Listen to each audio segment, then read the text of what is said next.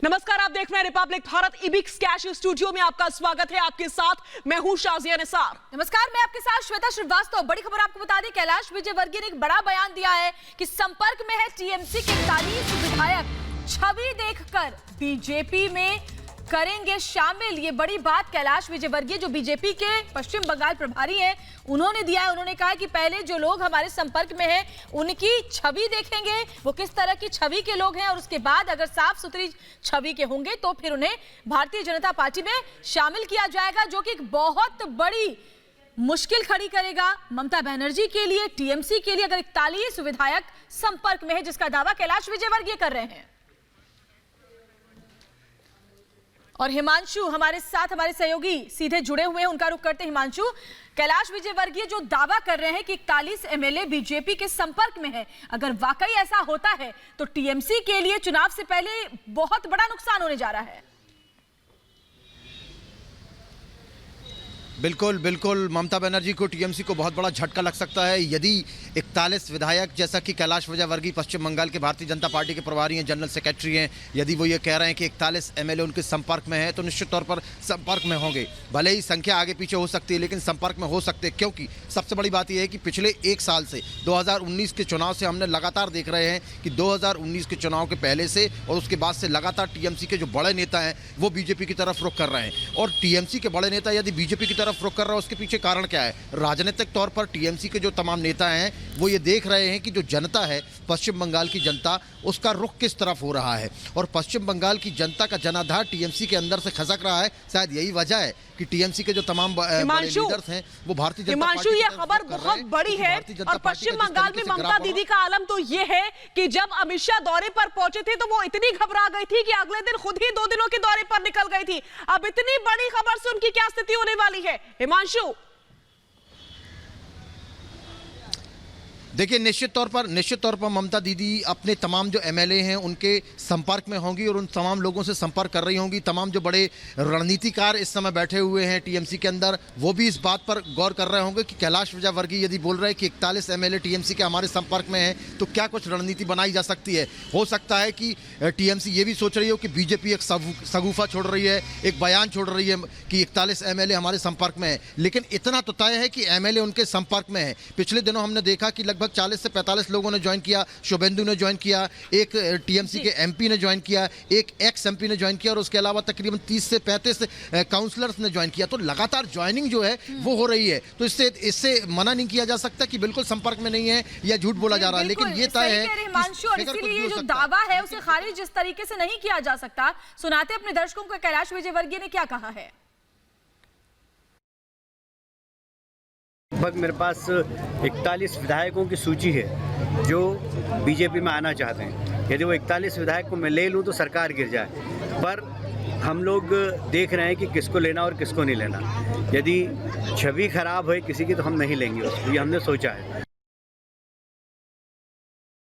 लगभग मेरे पास 41 विधायकों की सूची है जो बीजेपी में आना चाहते हैं। यदि वो 41 विधायक को मैं ले लूं तो सरकार गिर जाए, पर हम लोग देख रहे हैं कि किसको लेना और किसको नहीं लेना।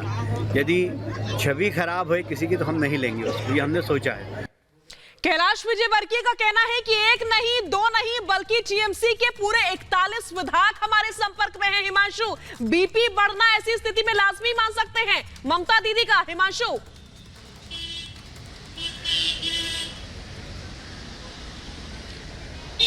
अजय, बिल्कुल। देखिए, ममता दीदी को अब सोचने की ज़रूरत है कि आखिर इस तरीके की बयानबाजी जो सामने निकल कर आ रही वो क्यों आ रही है। क्यों भारतीय जनता पार्टी के महासचिव बंगाल के प्रभारी कैलाश विजयवर्गीय कह रहे हैं कि 41 जो एमएलए हैं वो हमारे संपर्क में हैं, उनमें से जिनकी छवि अच्छी होगी हम उनको भारतीय जनता पार्टी में ज्वाइन कराएंगे। सरकार तो गिराई जा सकती है। हालांकि 4 महीने चुनाव बचे हैं, अभी सरकार गिराने का कोई मतलब भी नहीं बचा है। यदि सरकार गिराते हैं तो राजनीतिक तौर पर जो ममता बनर्जी है वो लोगों की सिंपैथी गेन कर सकती हैं। इसलिए शायद भारतीय जनता पार्टी जो है अपना दांव चलते हुए अभी ज्वाइन नहीं करवा रही उन लोगों को। चुनाव के ठीक पहले जो तमाम एमएलए हैं वो ज्वाइन कर सकते हैं। और सबसे बड़ी बात यह है कि यदि ममता दीदी के पास में उन तमाम एमएलए की लिस्ट आ जाती है कि कौन कौन है जो हमारी पार्टी छोड़कर बीजेपी में जाना चाहता, तो निश्चित तौर पर उनको आने वाले चुनाव में टिकट भी नहीं मिलेगा। ऐसी स्थिति में जो सिटिंग एमएलए थे वो भारतीय जनता पार्टी ज्वाइन कर सकते हैं। लेकिन अब देखने वाली बात यह है कि भारतीय जनता पार्टी को भी अपने पुराने कैडर के तमाम लोगों को भी मैनेज करना है, नए जो लोग ज्वाइन कर रहे हैं उनको भी मैनेज करना है, और उनमें से किसको टिकट दिया जाएगा, जो जीतने वाला कैंडिडेट होगा उसको टिकट दिया जाएगा। तो इन तमाम पहलुओं पर जो है बीजेपी नजर बनाकर रखी है। लेकिन सबसे बड़ी खबर आज की यही है कि 41 एमएलए भारतीय जनता पार्टी के संपर्क में हैं और 41 एमएलए टीएमसी के जो हैं उनकी लिस्ट बीजेपी के राष्ट्रीय महामंत्री और पश्चिम बंगाल के प्रभारी कैलाश विजयवर्गीय के पास में है। तो निश्चित तौर पर यह माना जा सकता है कि आने वाले कुछ दिनों में फिर एक बड़ी ज्वाइनिंग देखने को मिले, क्योंकि 30 जनवरी और 31 जनवरी 2 दिन के लिए जो है अमित शाह एक बार फिर से पश्चिम बंगाल के दौरे पर रहेंगे। तो हो सकता है कि उस दौरान इन लोगों की ज्वाइनिंग भी हो जाए। जी बिल्कुल, आप सही कह रहे हैं हिमांशु, क्योंकि पहले भी तस्वीर ऐसी सामने आई है जब कई बड़े चेहरों ने साथ छोड़ा है ममता दीदी का, और ऐसे में अब एक बार फिर से जमीन तैयार हो रही है। और जिस तरीके से आप कह रहे हैं कि इस महीने के आखिर तक कुछ और बड़े चेहरे और कई बड़े नेता बीजेपी में शामिल हो सकते हैं, और ऐसा नहीं है हिमांशु कि इसकी भनक, इसकी खबर ममता बनर्जी को अभी तक नहीं लगी होगी।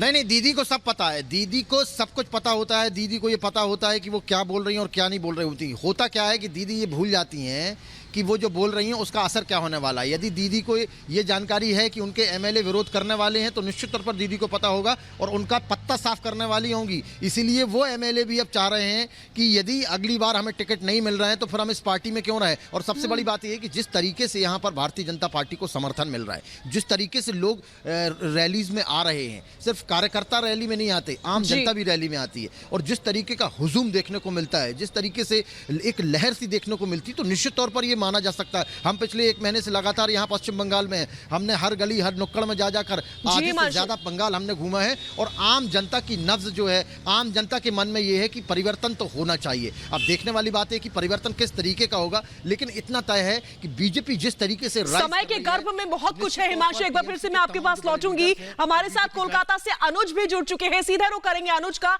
अनुज, एक नहीं बल्कि 41 विधायकों के संपर्क में होने की बात कही गई है कैलाश विजयवर्गीय की ओर से। इससे पहले भी कई नेता छोड़ चुके हैं टीएमसी। एक के बाद एक नेताओं का टीएमसी छोड़ना बताता है कि स्थिति अच्छी नहीं है अंदर टीएमसी में। अनुज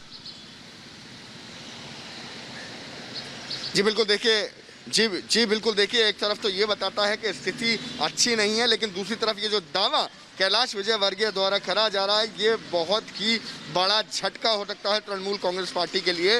देखिए पहले भी जैसे आपने कहा कि स्थिति अच्छी नहीं है, पहले भी हमने लगातार देखा किस तरीके से दिग्गज नेता जो करीबी माने जाते हैं ममता बनर्जी के, वो छोड़ के भारतीय जनता पार्टी का दामन साधते हैं। उसके बाद जिस तरीके से भीड़ उमड़ के आती है, जो जन समर्थन जो है वो भारतीय जनता पार्टी को मिल रहा है, वो एक परेशान कर देता है, एक परेशानी का विषय है तृणमूल कांग्रेस के लिए। लेकिन जो कैलाश विजयवर्गीय का दावा है कि अगर 41 एमएलए साथ आने को तैयार हैं, अभी छटनी चल रही है, नाम पे मोहर लगेगी, तो अगर वो नामों पे मोहर लग जाती है तो शायद इससे बड़ा तृणमूल कांग्रेस के लिए कोई झटका होगा नहीं, क्योंकि लगातार देखिए इस तरीके के बयान जो हैं वो दिए गए हैं।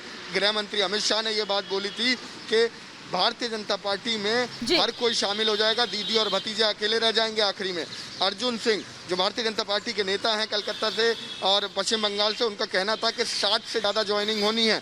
तो अगर ये आंकड़े ठीक हैं तो बहुत बड़ा झटका चुनाव से बिल्कुल पहले लग जाएगा, और ये भी हो सकता है कि सरकार गिरने की दीदी को ये समझना होगा कि पहले जिस तरह से उनकी तानाशाही पार्टी के अंदर एक तरफा चलती रही है, क्योंकि उनके नेताओं के पास कोई विकल्प नहीं था, अब बीजेपी के रूप में उनके कार्यकर्ताओं के पास एक अच्छा विकल्प उनको नजर आ रहा है, और यही वजह है कि एक के बाद एक पार्टी छोड़कर बीजेपी में वो शामिल हो रहे हैं। अनुज, आपका भी शुक्रिया, हिमांशु आपका भी बहुत बहुत शुक्रिया इस तमाम बातचीत के लिए।